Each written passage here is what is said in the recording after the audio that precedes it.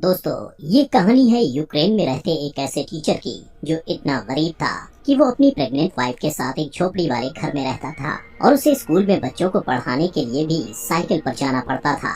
लेकिन एक दिन उसकी जिंदगी में कुछ ऐसा हुआ जिससे उसकी पूरी की पूरी जिंदगी ही पलट गई। एक दिन कुछ रशिया के सोल्जर्स उसकी वाइफ के साथ बहुत गलत करने की कोशिश करते हैं और जब वो उनसे लड़ती है तो वो रशियंस उसे जान से मार डालते हैं। जिसके बाद वो टीचर अपनी पत्नी का बदला लेने के लिए अपनी कलम साइड में रखकर यूक्रेन का सबसे खतरनाक स्नाइपर बनता है और उसका निशाना इतना सटीक था कि वो 5 किलोमीटर दूर से भी अपने टारगेट को शूट करके मार गिराता है। लेकिन वो कैसे उन रशियन सोल्जर्स से अपनी पत्नी की मौत का बदला लेता है और उसे अपने इस मिशन में किन किन खतरनाक भयानक मुसीबतों का सामना करना पड़ता है, चलिए जानते हैं। तो कहानी की शुरुआत यूक्रेन के एक पीसफुल एरिया डेनवर्स को दिखाते हुए होती है, जहां मिकोला नाम का एक आदमी अपनी प्रेग्नेंट वाइफ नास्टिया के साथ एक छोटी सी झोपड़ी में रहता था। वो दोनों अपनी मैरिड लाइफ में बहुत खुश थे। नास्टिया एक ड्राइंग आर्टिस्ट थी। उसे ड्राइंग बनाना और लकड़ी पर नक्काशी करना बहुत पसंद था।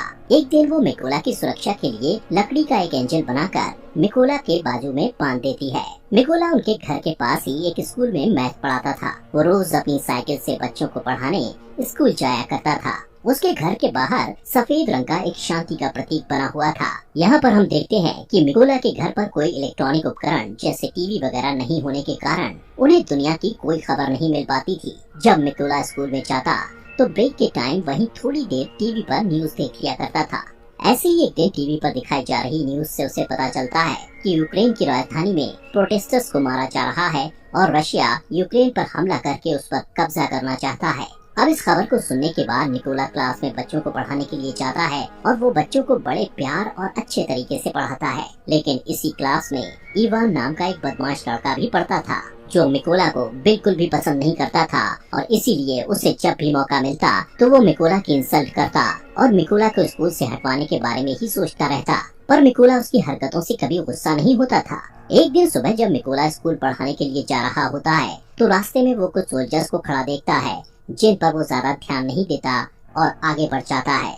अब जैसे ही वो स्कूल पहुंचता है तो देखता है कि पूरा का पूरा स्कूल खाली पड़ा है, जिससे वो थोड़ा सोच में पड़ जाता है। तभी वो टीवी पर एक न्यूज देखता है जिसमें दिखाया जा रहा था कि यूक्रेन पर कब्जा करने के लिए रशियन आर्मी यूक्रेन में घुस चुकी है, जिससे उसे समझ में आ जाता है कि उसने रास्ते में जो सोल्जर्स देखे थे वो दरअसल रशियन सोल्जर्स थे। अब पूरा मामला समझते ही वो तुरंत अपने घर की तरफ भागता है क्योंकि नास्टिया घर पर अकेली थी। लेकिन अब बहुत देर हो चुकी थी क्योंकि रशियन सोल्जर्स उसकी पत्नी को पकड़कर पीट रहे थे और जब मिकोला अपनी पत्नी को बचाने की कोशिश करता है तो रशियन सोल्जर्स उसे भी पकड़कर मारने लगते हैं। मिकोला उनसे रिक्वेस्ट करता है कि मेरी पत्नी प्रेग्नेंट है, इसलिए तुम लोग प्लीज उसे मत मारो। ये सुनकर रशियन सोल्जर उनके घर को आग लगाकर वहाँ से जाने लगते हैं। अब अपने घर को जलता हुआ देख नास्टिया गुस्से में आकर रशियन सोल्जर्स पर जैसे ही पत्थर मारने लगती है तो एक रशियन सोल्जर उस पर गोली चलाकर उसे मार डालता है। मिकोला अपनी वाइफ की बॉडी के पास बैठकर फूट फूट कर रोने लगता है। कुछ घंटे बाद 2 यूक्रेनी सोल्जर्स मिकोला के पास आते हैं और उसकी पहचान करने के बाद उसकी पत्नी नास्टिया के लिए दुख प्रकट करते हैं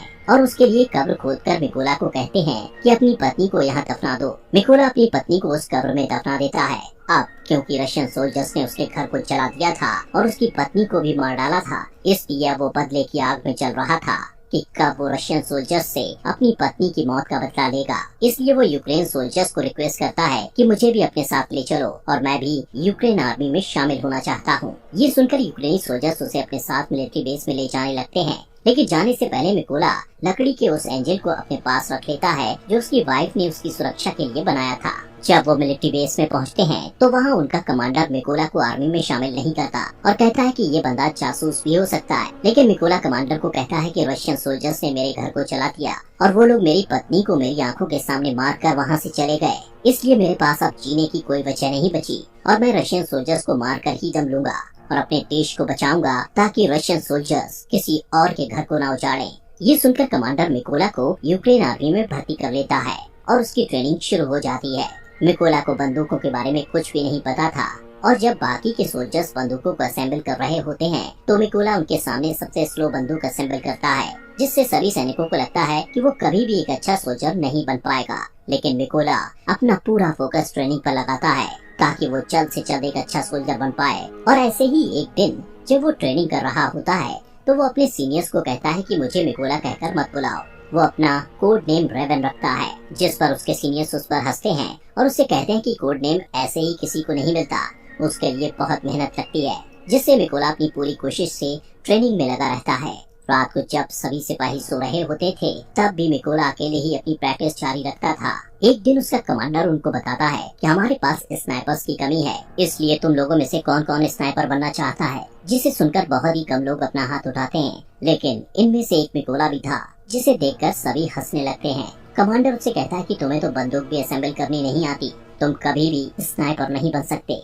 लेकिन मिकोला कहता है कि मैं एक अच्छा स्नाइपर बन सकता हूँ और मैं ये साबित कर सकता हूँ। वो कमांडर को कहता है कि आप मेरा कोई भी टेस्ट ले सकते हो। तब कमांडर उसे टेस्ट लेते हुए कहता है कि तुम्हें सिर्फ 20 सेकंड में इस AK-47 बंदूक को असेंबल करना होगा। तब मिकोला आंखों पर पट्टी बांधकर बंदूक को असेंबल करना शुरू करता है और सिर्फ 18 सेकंड में ही AK-47 को असेंबल कर देता है। ये देखकर सभी हैरान रह जाते हैं और जो लोग पहले मिकोला पर हंस रहे थे, अब वो उसके लिए तालियां बजाने लगते हैं। इसके बाद मिकोला की स्नाइपर ट्रेनिंग शुरू हो जाती है और मिकोला स्नाइपर की ट्रेनिंग को पूरी जी जान से सीखने लग जाता है। ऐसे ही कुछ दिनों बाद वो दिन आ जाता है जिस दिन इन सभी स्नाइपर्स को बंदूकें दी जानी थी।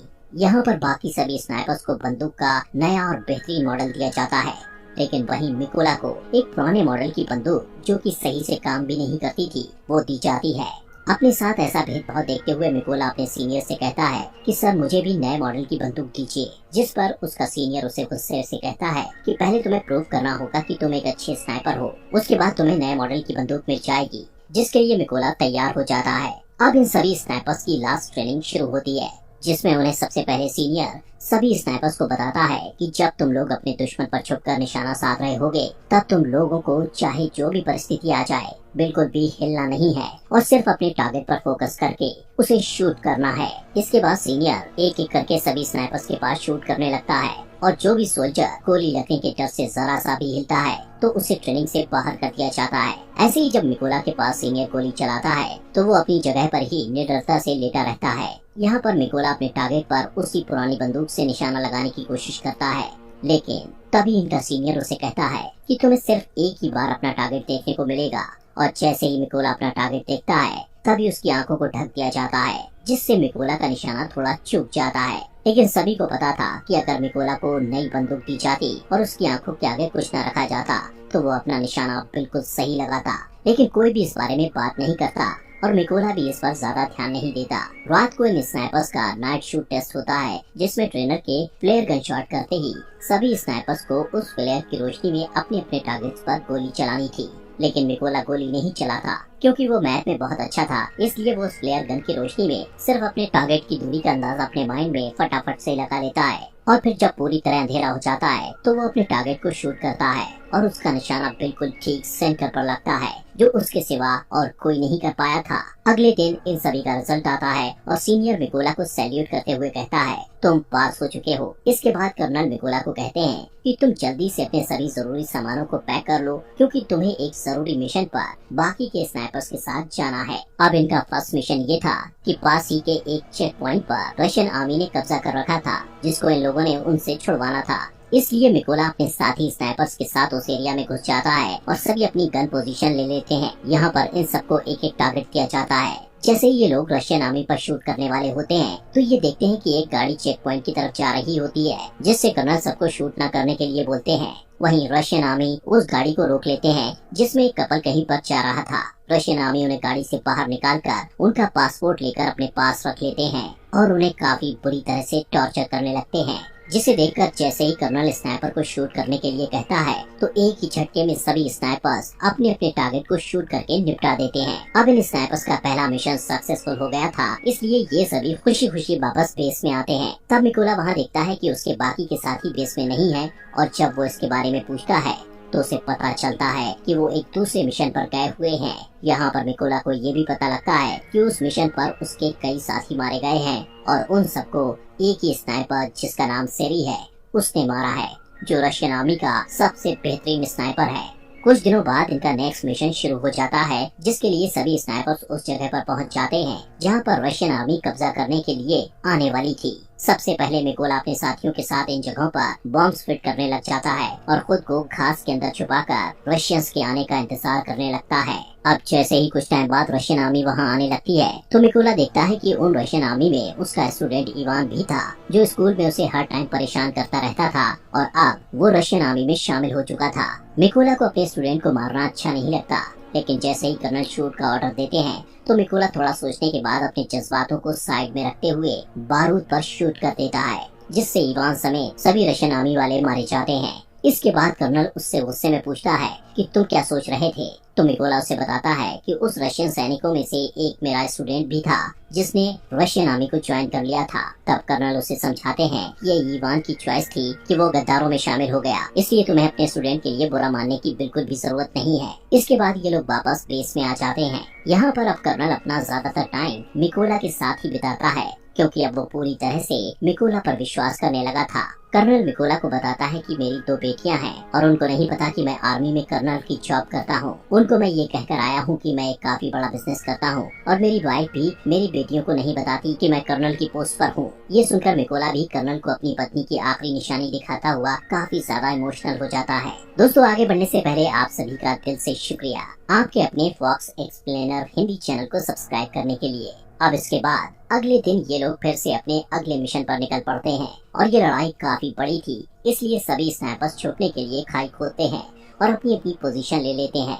यहाँ पर ये लोग इसलिए आए थे क्योंकि इन्हें कहीं से पता चल गया था कि रशिया के कुछ सिपाही इधर कब्जा करने के लिए आ रहे हैं। इस मिशन में कर्नल मिकोला के साथ ही थे। तभी कुछ टाइम बाद मिकोला यहाँ पर नोटिस करता है कि उन रशियन सोल्जर्स के साथ वो सोल्जर भी आया था जिसने उसकी पत्नी को गोली मारी थी। वो सोल्जर बिल्कुल ही मिकोला के निशाने पर था। ये देखकर मिकोला कर्नल से पूछता है क्या मैं उस पर शूट कर सकता हूँ, जिस पर कर्नल कहता है कि अभी नहीं। मिकोला फिर से देखता है कि वो रशियन बिल्कुल उसके निशाने पर है और शायद फिर उसे कभी ये मौका न मिले, इसलिए वो फिर से कर्नल से पूछता है तो कर्नल उसे फिर से मना कर देता है। अब क्योंकि मिकोला का मिशन ही यही था कि वो अपनी पत्नी का बदला ले, इसीलिए वो खुद पर कंट्रोल नहीं रख पाता और उस सोल्जर पर शूट करके उसे मार डालता है। लेकिन इससे रशियन सैनिकों को इनके बारे में पता चल जाता है। कर्नल मिकोला पर भड़क जाता है कि तुमने क्या किया। तभी सेरी, जो रशियन आर्मी का एक तेज तलवार स्नाइपर था, वो कर्नल को शूट करके मार डालता है और सभी रशियन सोल्जर्स इन पर बॉम्ब्स फेंकने लगते हैं, जिससे मिकोला कर्नल की बॉडी को उठाकर वहाँ से दूर भागने लगता है।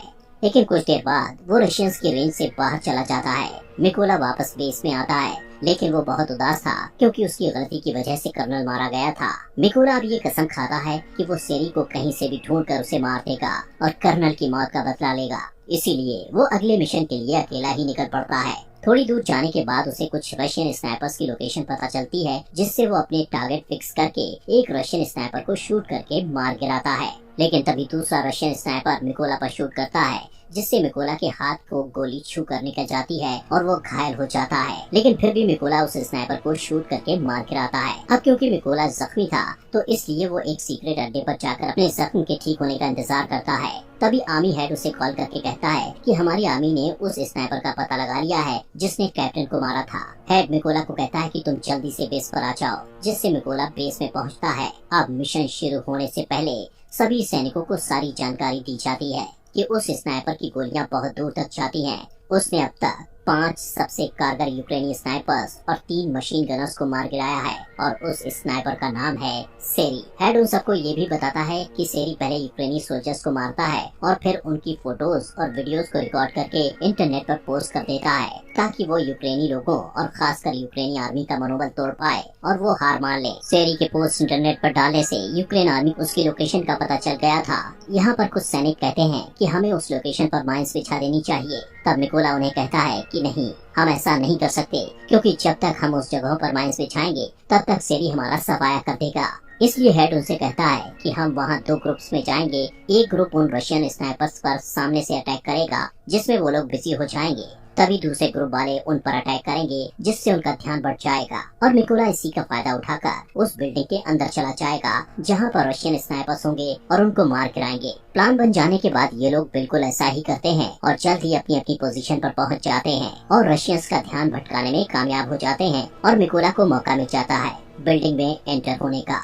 मिकोला वहाँ पर अपने सामने 2 रशियन स्नाइपर्स को देखकर उन पर हमला करके उन्हें मारकर आगे बढ़ जाता है। मिकोला अपने साथियों को कहता है कि मेरा रास्ता क्लियर कर दो, जिससे सभी यूक्रेन सोल्जर रशियन के बहुत सारे सैनिकों को मारकर उसके लिए रास्ता साफ कर देते हैं। मिकोला आगे बढ़ता है। वहीं सेरी ये नोटिस करता है कि कोई भी सोल्जर उसे रिपोर्ट नहीं दे रहा, जिससे उसे थोड़ा शक होता है और वो चेक करने के लिए खुद ही छत पर जाने लगता है, क्योंकि छत पर भी एक रशियन स्नाइपर था जो अब मर चुका था। ये देखकर वो वापस अपनी पोजीशन पर वापस आ जाता है। तब उसे मिकोला की पत्नी का खिलौना दिखाई देता है।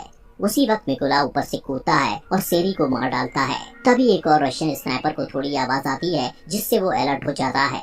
लेकिन मिकोला उसी टाइम उसके पास एक ग्रेनेड फेंकता है और अब उस स्नाइपर का भी काम तमाम हो जाता है। लेकिन यहाँ पर हम देखते हैं कि सेरी जब ऊपर छत पर चेक करने गया था तो उसने अपने रशियन आर्मी से फोन करके बैकअप बुलाया था, इसलिए रशियन आर्मी वहाँ पर आ रही होती है। उन लोगों को नहीं पता था कि सेरी मारा जा चुका है, इसलिए वो सेरी को कॉल करके कांटेक्ट करते हैं। लेकिन कॉल मिकोला उठाता है और कहता है कि तुम लोगों का अब टाइम खत्म हो चुका है। ये कहकर वो ट्रक के ड्राइवर को शूट कर देता है, जिससे सभी रशियन सिपाही ट्रक से बाहर निकल जाते हैं। लेकिन उन्हें नहीं पता था कि यूक्रेन के स्नाइपर्स ने पहले ही उन पर निशाना साध रखा था। तभी सभी यूक्रेनी स्नाइपर्स उन पर गोलियों की बारिश कर देते हैं और मार डालते हैं। अब सभी को मारने के बाद मिकोला अपनी पत्नी की कब्र पर जाता है और उसे उदास भरे मन से कहता है कि मैंने अपने दुश्मनों से बदला ले लिया, लेकिन मुझे अब अपने देश की सेवा करनी है, इसलिए मुझे जाना होगा। इतना कहते हुए वो अपने अगले मिशन पर निकल पड़ता है और यहीं पर ये शानदार मूवी खत्म हो जाती है।